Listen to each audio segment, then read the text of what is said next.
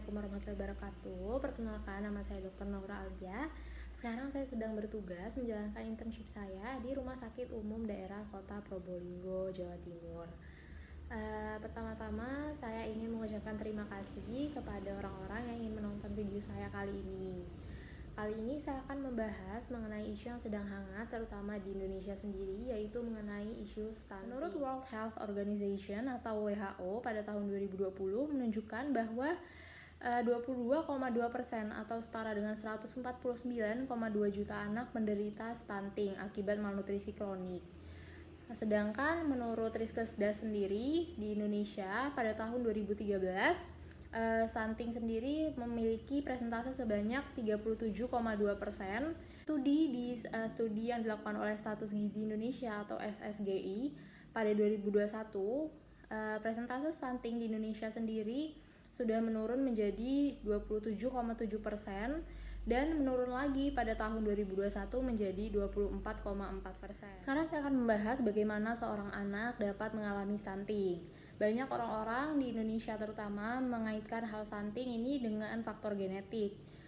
Namun faktanya sendiri, stunting ini tidak berhubungan dengan faktor genetik sama sekali.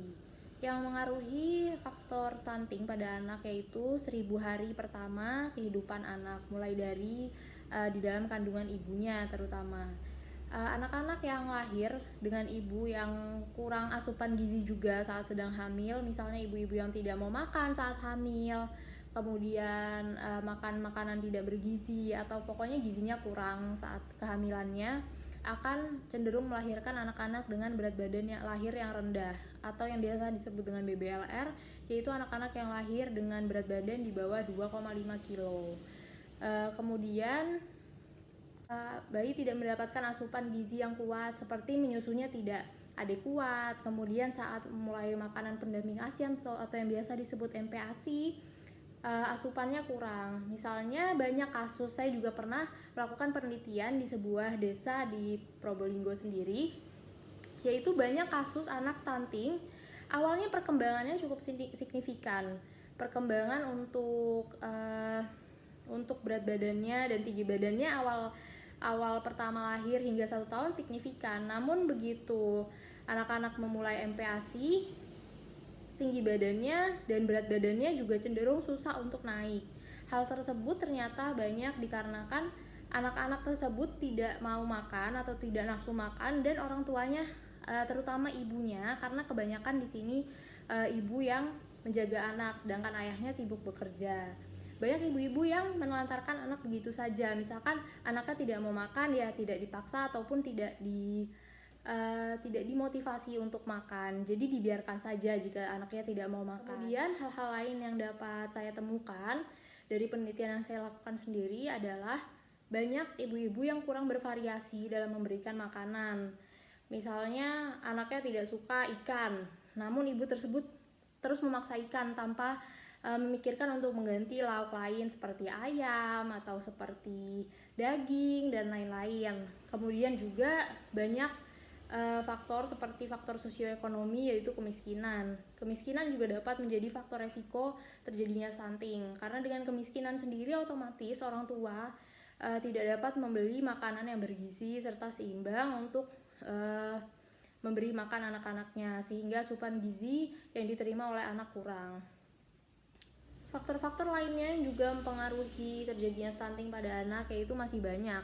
Contohnya adalah infeksi kronik yang terjadi pada anak, sehingga metabolisme anak sendiri menjadi terganggu. Contohnya adalah anak-anak dengan infeksi paru kronik seperti infeksi paru berulang seperti bronkopneumonia contohnya, atau anak-anak dengan TB, atau anak-anak dengan HIV, anak-anak dengan kelainan jantung bawaan, anak-anak dengan gagal ginjal dan sebagainya. Biasanya itu juga sangat mengaruhi terjadinya stunting pada anak. Sekarang saya akan membahas bagaimana dampak stunting bagi anak-anak yang mengalami stunting sendiri. Jadi stunting sendiri itu akan mempengaruhi perkembangan otak pada jangka panjangnya, yang selanjutnya akan berdampak pada kemampuan kognitif dan prestasi sekolah yang cenderung menurun. Selain itu, efek jangka panjang stunting juga berhubungan dengan penurunan kemampuan oksidasi lemak, sehingga dapat menyebabkan resiko pasien-pasien dengan stunting ini mengalami obesitas dan penyakit-penyakit degeneratif, antara lain hipertensi, diabetes mellitus tipe 2, dan penyakit kardiovaskular. Stunting sendiri sekarang merupakan salah satu fokus masalah pemerintah. Ada salah satu program pemerintah yang difokuskan untuk anak-anak dengan stunting maupun gizi buruk, yaitu pemberian makanan tambahan yang biasanya dibagikan oleh posyandu atau biasanya dibagikan di puskesmas tempat.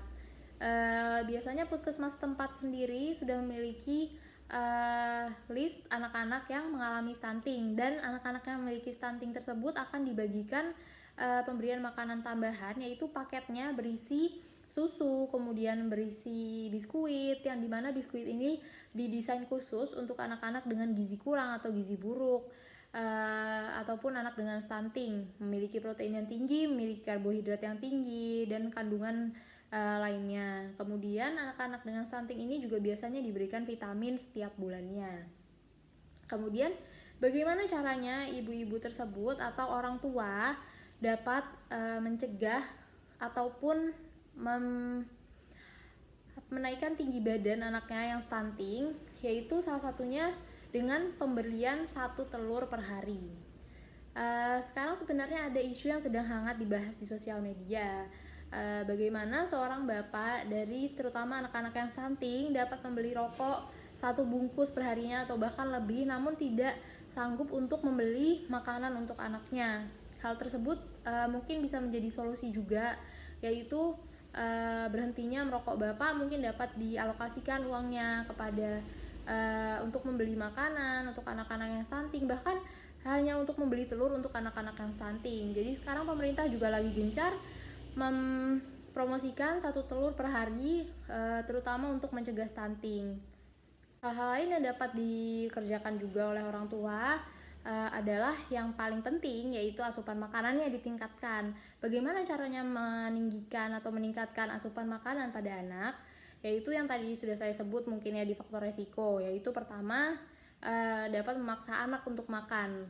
Kemudian kedua, dapat memvariasikan makanan atau mencari mungkin apa ya anaknya suka apa, mungkin dapat diberikan itu. Jadi sekian bahasan saya mengenai stunting. Saya harap video saya dapat mengedukasi orang-orang yang terutama belum mengetahui mengenai stunting ini. Semoga apa yang saya berikan bermanfaat ke depannya. Terima kasih sudah menonton video ini. Wassalamualaikum warahmatullahi wabarakatuh.